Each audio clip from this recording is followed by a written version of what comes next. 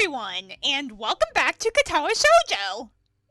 Holy crud in the bucket, it's been so long since I recorded for the series. In fact, it's been so long since I recorded a video at all! Well, about a year, like almost a year, since the time of this recording. But the fact of the matter is, I am back and I am ready to try to win Emi's heart. The students roll into class for the Saturday morning session, each and every one of them sporting the tired eyes of people who have worked through the night. With only a day left to prepare, I suppose it's not so surprising. Thankfully, we only have to suffer through classes until the lunch break, and then the time is our own. Oh, hello, Muto. Muto lurches into class in a tired stagger, and I suppose students aren't the only people here that enjoy their late Friday nights. Without saying a word, he scrawls some page and question numbers on the board and slumps down at his desk. It's completely atypical behavior for him, but it appears that no one in the class is going to call him out on it. Wordlessly, the students shuffle their textbooks into position and get to work. Not wanting to break the trend, I do the same. Fatigue has made the class antisocial. Not a peep is heard among the ruffling papers. That can be partly attributed to the two empty seats beside me. For some reason, Misha and Shizune aren't present. Probably doing council work for the festival. Yep. It's very quiet without Misha present. Indeed. I wonder if she was born as rare as she is, or if she is making up where Shizune's lack of voice. Nakai, can I speak to you for a moment? The music stopped. I'm so engrossed in thinking about Misha that I don't even notice Muto approaching my desk. Sure, what's this about? It's probably better if we speak outside the classroom. Something about this doesn't sound too good, but I stand up and follow him out into the hallway. Muto stands in the hallway, scratching his head as he works out what he is trying to say. Not knowing what's going on, I wait silently. I heard from the school's head nurse that you had an incident the other day. Yeah, like how I tried to run really fast and then collapsed. Is that what you're talking about? Yeah, that was kind of stupid. Sorry. Ah, so it's about that. Well, kind of, but it's not anything to be worried about. Yes, it is. Anything that can endanger your health is something to be worried about. We try our best here to prepare you for life here. Part of that involves knowing your limits and how to work around them. It would be remiss of me if I didn't speak up about this. Alright, I get it. I'm sorry. Muto closes his eyes in frustration, and I realize that this probably wasn't the best thing to say. Something tells me you're not sorry. Pretend it as much as you want, but this isn't a normal school. A lot of people have put in a lot of time, effort, and money to make sure that you and every other student here can have the same level of education as your peers. For you to abuse that by throwing out advice, especially medical advice, is plain selfish. Yeah, he's got a point. I'm not quite sure if this is actually how he feels, or if this is some act that he's practiced many times to guilt-trip students into doing the right thing. Either way, it's working. I understand. This is all new to me, and I apologize. I know my limits now, and I'll be sticking to them. You better. Muto appears to lighten up a little, satisfied that his message had been received. So then, on to my next question. How are you finding your studies? I understand that you were laid up for a while. We're not too far ahead, are we? I don't really think so. I tried to keep up when I was in the hospital, so it hasn't been too hard. Muto taps his chin and raises an eyebrow as he absorbs this information. Is that so? I suppose there are still students out there who realize the importance of learning. I wouldn't go that far. I was only trying to keep myself occupied in my little life support prison. Why I always say mission? Well, yeah, you've got to keep up with these things, right? That's exactly it. One wrong move in this world and you're left behind, right? Right. Wouldn't want that to happen. No, you wouldn't. Every week there's a new scientific discovery. Most of them mean nothing to the layperson, but any one of them could be the key to the next big thing. I'll keep that in mind.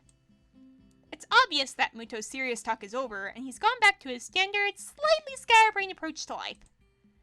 I think, in hindsight, that I prefer him this way. He's slightly more predictable in his unpredictability. How that makes sense, I don't know. Well then, I think that's all I really had to say. Let's get back inside, shall we? My relief at that suggestion is insurmountable.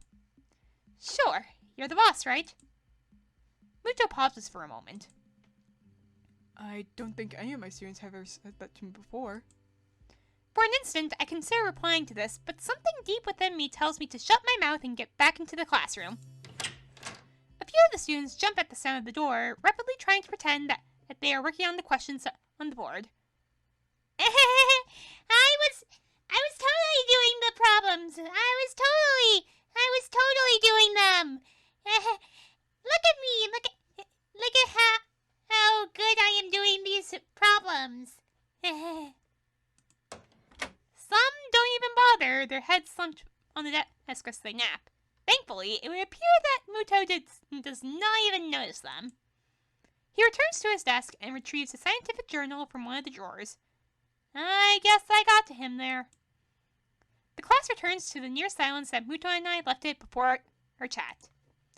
Mixed feelings of tiredness and anticipation buzz around the room. Everyone here is either waiting for a chance to rest or the chance to get their last-minute preparations underway. The clock on the wall slowly ticks the remaining class time away until finally the bells cry out, ending the torment. Before you all leave, I expect the answers for those problems by Monday. The class sighs as one, instantly regretting slacking off. That's what you get, but still acutely aware of the more pressing issues at hand. The classroom empties in a blink as everyone rushes to their last-minute festival preparations. I stay behind and try to quickly finish the questions so I don't have to bother with it over the rest of the weekend, with the festival and all tomorrow. Oh, hi Hanako. Apart from me, Hanako is the only one left, obviously waiting for Lily. It's weird that Lily comes all the way to our classroom to pick her up. I expect that moving around is at least nominally harder for her than it is for Hanako. But it's none of my business, and I naturally don't ask about it from Hanako. Despite the relative proximity of our seats, neither tries to strike up a conversation about that or anything else either, so an oppressive silence falls upon the classroom.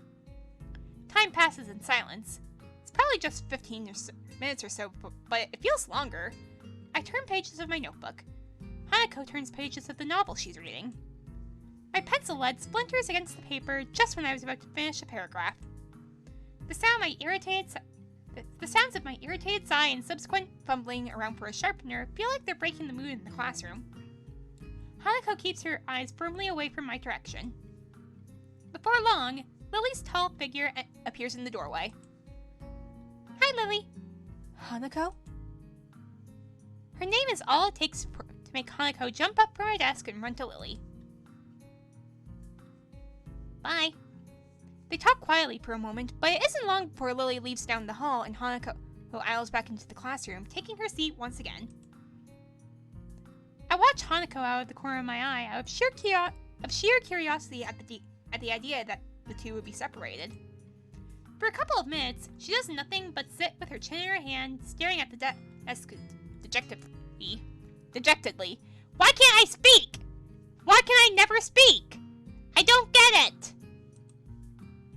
The boredom evidently becomes too much for her, though, her slender frame reaching into her bag and pulling out a small book. Come to think of it, that isn't the one I saw her reading at the library. She must be quite a fast reader to get through them at this rate. After about 10 minutes of restlessly shuffling in her seat and trying to read, Hanako closes her book and leaves too. As should I, since the assignment is all but finished and there is nothing else to do in the classroom. Not that I have anything to do anywhere else either. The school is a beehive of activity, but no one pays me heed. I saunter past classrooms filled with students frantically doing this and that, buzzing around like little worker bees. You wouldn't guess the school day is over. It's a bit quieter outside, but not by much! Are you sure? Because the voices sound a lot louder, in my opinion. Or is it just me? I don't know. People zip by left and right, hurrying as quickly as they can, busy and energetic. I feel the opposite. The midday sun seems to be draining all the spirit out of my body, making it feel limp all over. Warm, soft air blows inside my shirt, feeling like a cushion. I yawn lazily, thinking about what I'd do. I'll drop off my books at the dorms first, and then... something I haven't decided yet. Maybe Kenji is in his room. On the way to the dorms, I spot Emi coming my way, running despite not having those weird running prosthetics on. I wave at her and she skids to a stop. Yo, Hisao!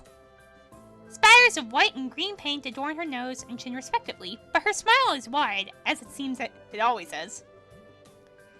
She leans closer to me, amplifying the feeling she is examining me. What you doing? Nothing, really. I don't have anything to do for the festival, and everyone else seems to be doing something important. That's perfect! Then you can help me and Reen. With the festival preparations? I'm not sure I would be much of help. That's fine. I'm not much help either. Oh, Emi. You ray of sunshine. Saying that with a smile.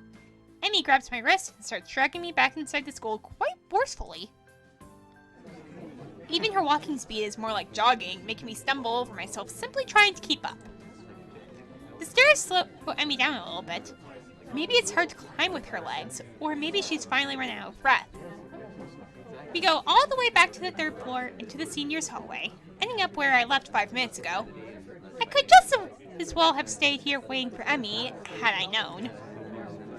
So are you... Is Reen working on that mural still?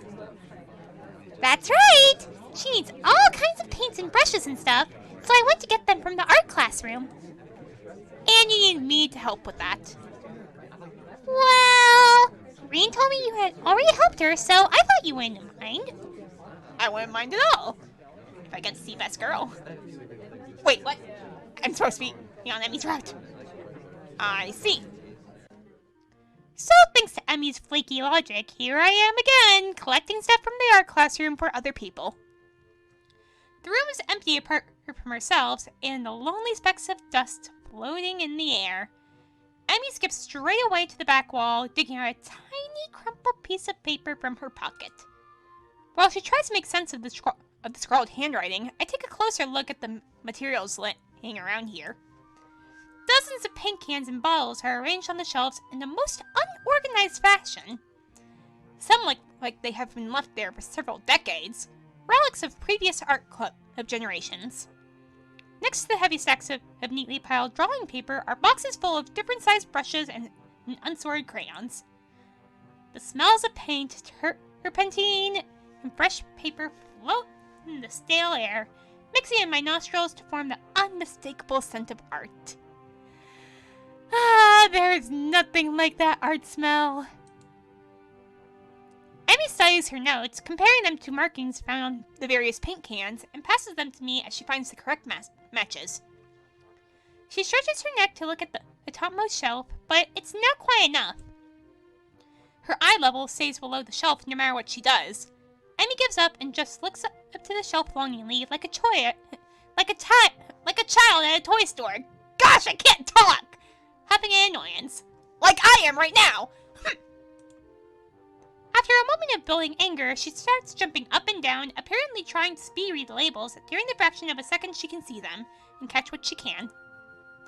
It's no surprise that she fails miserably, and almost manages to bring the entire shelf crashing down. Now I see why lending a hand here would be useful. on, let me do that. You can't jump high enough, and I don't want you to hurt yourself trying. Also, I'm like twice your height. You are not! She turns around, flaring scorn, flushed cheeks and all. Just kidding, just kidding. Anyway, I'll look up there, okay? She glares at me one more time, but can't come up with a retort. With a grudging turns her back to me. So I begin scrounging around the top shelf for pain while below, Emi crouches to scavenge what she can from the cupboards. I shake my head a little, after double-checking to ensure she can't see me doing so. Emi having a complex about her height was a surprise. I wouldn't have joked about it otherwise. She seems easygoing, but I guess everyone has their weak points. Only after we have almost all the items collected and spread out on a desk like a treasure hunter's spoils do I realize that it wasn't necessarily the height jab that got her riled up. She might not like to be told that she can't do something. Like jump. But Emi herself seems to have forgotten all about it already. Quick to anger, quick to forgive. Is she that type of person? At least she doesn't seem to have taken anything to heart, as she chatters away happily while we pick up the rest of the items and then make our way back to Rain.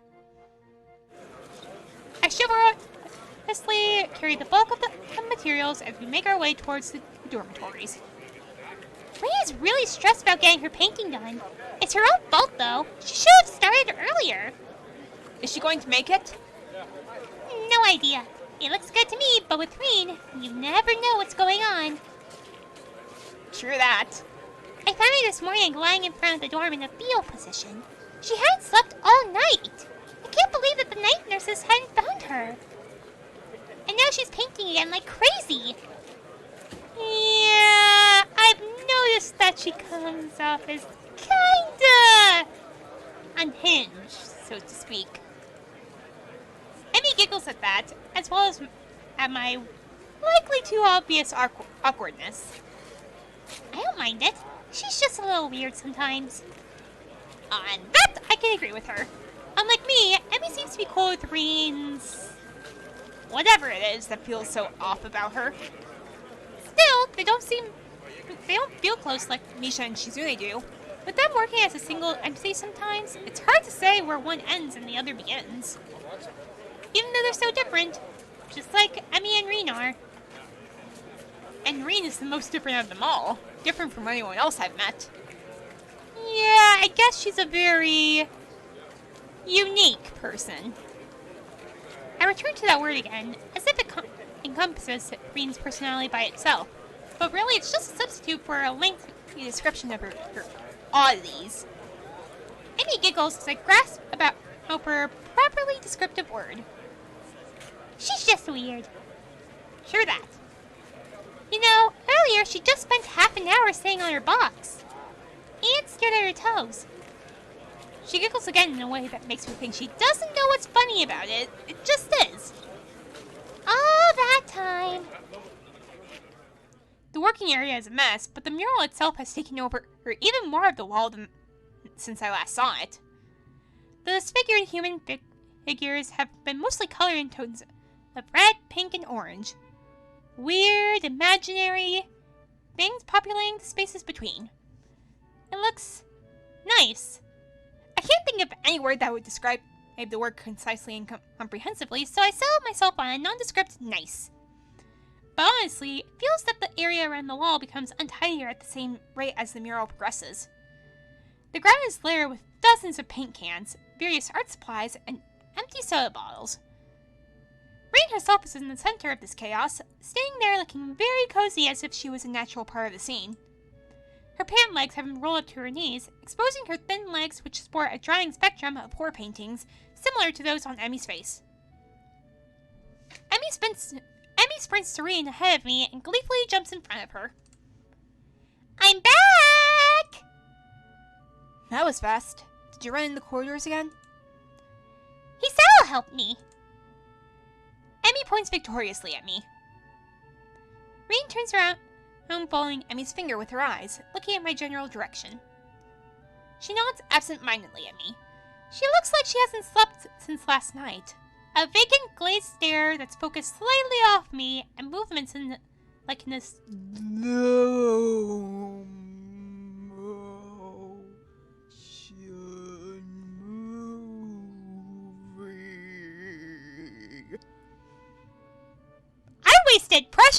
doing that, and I don't regret a thing. Hello, Hisao. Thank you for the help. Don't mention it. I just did. Never mind. Looks like you've made progress. Looking good as far as I can tell. But now you get more bad luck. I know, but I'm willing to take the risk. That's a very nice thing to say. For me, of course. Not for you. This is why artists are always unlucky. They have to constantly look at their unfinished paintings. So artists can't find romance, their favorite TV shows are cancelled, or they die young because of an unspecified disease. It's a deep and mysterious law of the universe. Unless they are blind. You mean like Lily? She considers this for a while, like she's going to fall asleep. There's a boy. At the art club, you see. A blind boy. So he doesn't see.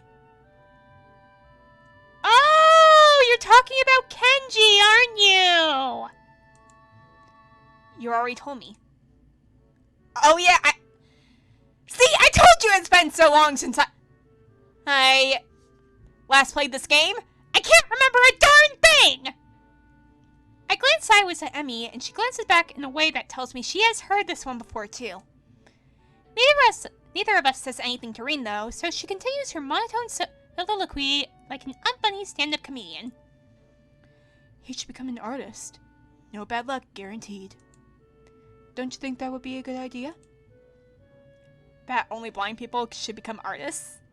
No, not as such.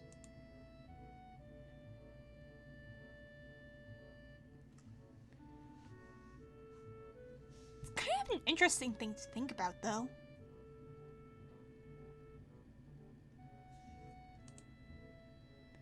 You might have a point.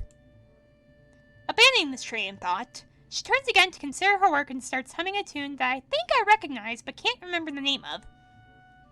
Emi arranges the supplies we brought and moves a few paint cans around, trying to bring some organization to the scene.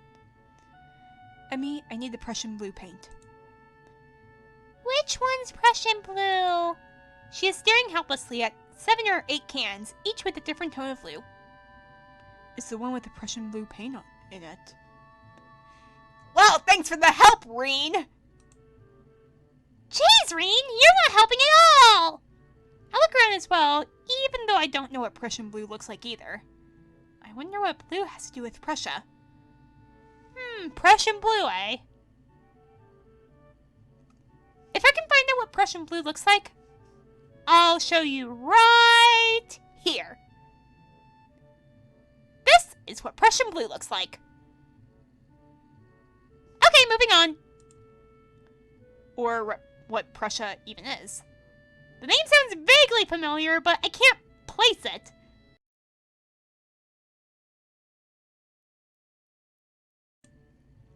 While none of the blues looks more Prussian than the others, small print on the labels is legible enough to determine that none can say anything about the contents of being Prussian. There's no Prussian blue here. We need to go get more then. I open my mouth to say that, actually, we're not both needed for a simple task like finding another pot of Prussian blue, but Emi's already grabbed my arm and started dragging me off. I wave to Reen, who doesn't seem to have noticed that the two of us are even leaving. Well, she'll notice when she goes for her Prussian blue and finds out it's still not there. Maybe. Probably not, actually. While I'm busy thinking of how weird Reen is, Emi's been dragging me back to the art classroom. I feel myself starting to run out of breath. What's the rush? Huh? Emi's giving me an appraising look, as if she's trying to figure something out. It's just that you seem to be in a hurry. I'm not sure I can keep up. Comprehension dawns on her face. You're not out of breath, are you? There's almost an accusing playfulness to her tone. I'm tempted to deny it, but then I realize that I've been breathing heavy since we stopped.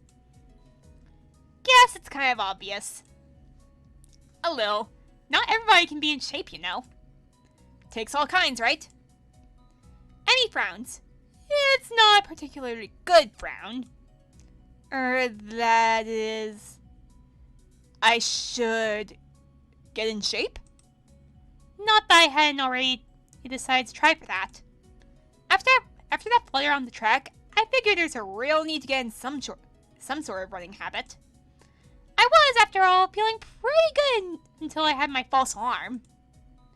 Well, actually I wasn't. But it was... fun? Question mark?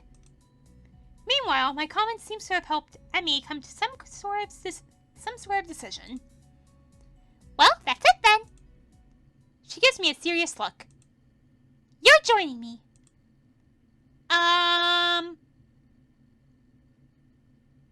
Joining her in what? I beg your pardon? In the mornings. You and I are now running partners. I've got a routine all planned out. In fact, she produces a crumpled sheet of paper. I've got it right here with me. I take the sheet of paper and give it a once-over. Times, dates, and laps all laid out. A slow increase from just a few laps a day to... My God, does she expect to have me running marathons? Emi, you might want to cool down a little bit. I've got a heart condition, you know. And where did she find the time to get all this together? And how long has she been planning this anyway? You've been planning this? A little. But it's really the nurse's idea. Ah! I get it. Hey, nurse. Come here for a moment. Come here. I want to talk to you. No joke.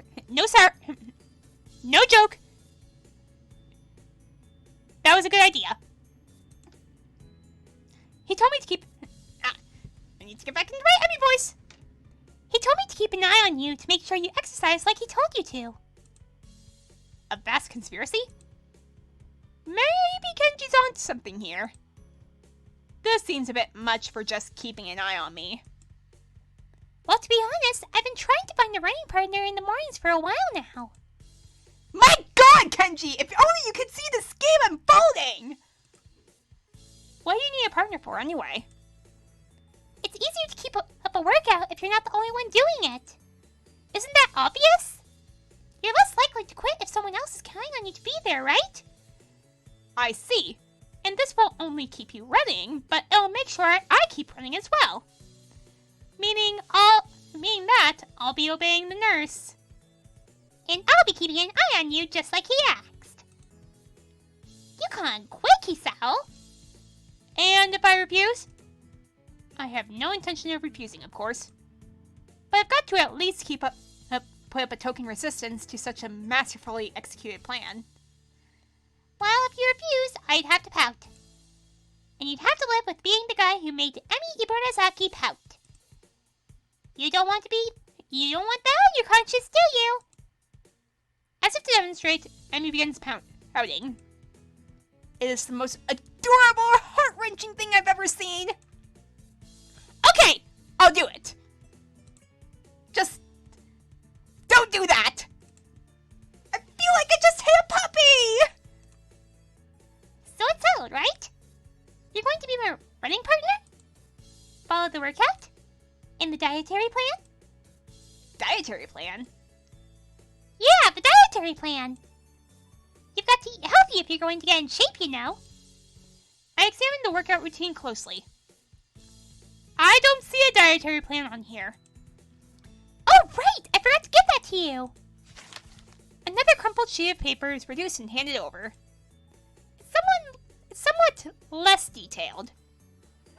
I had the nurse help me come up with it. The amount of dedication that the nurse has keeping me in good health is pretty overwhelming. I don't know how many school nurses who would get one of their students to spy on me, much less help come up with a dietary plan. Then again, I guess I'm not in a normal school. And maybe that's not such a bad thing. Then again, this dietary plan seems to cut out just about everything that'll be offered at the festival tomorrow. So, when does our running start? After the festival. Right after? What if I've had something to eat there? I could get I'm a cake, you know. I mean the day after the festival. I knew that. Wasn't there something we were supposed to be doing? Oh, I guess we should get that paint for Reen, huh? Oh no, it slipped my mind! By the time we get the paint and get back to the mural, Reen's already wandered off. Oh well. Guess she's not gonna be getting that Prussian blue paint. Emi and I both decide to part ways there, leaving the paint on the ground. Reen will find it. Whenever she comes back anyway. Festival's tomorrow. I'm actually a little excited for it. At the same time, the week's left me feeling pretty tired, so I read a little and then go to bed.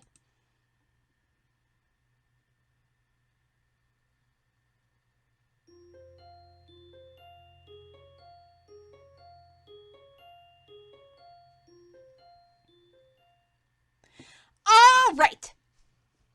With the festival upon us, I think now would be a good time to end this episode. And the next one. Either we're gonna go around the festival, or we're just gonna skip all that and start running with Emi. Whichever one happens. I mean, it's not like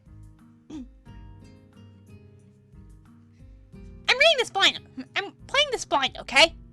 So, I don't know which one is going to happen. But I mean, for all we know, we could be going around the festival with Emi. But anyway, enough blabbering. If you like this video, be sure to leave a like and subscribe if you want more of my content. With that being said, thank you for watching, and see ya in the next one! Yep, see ya!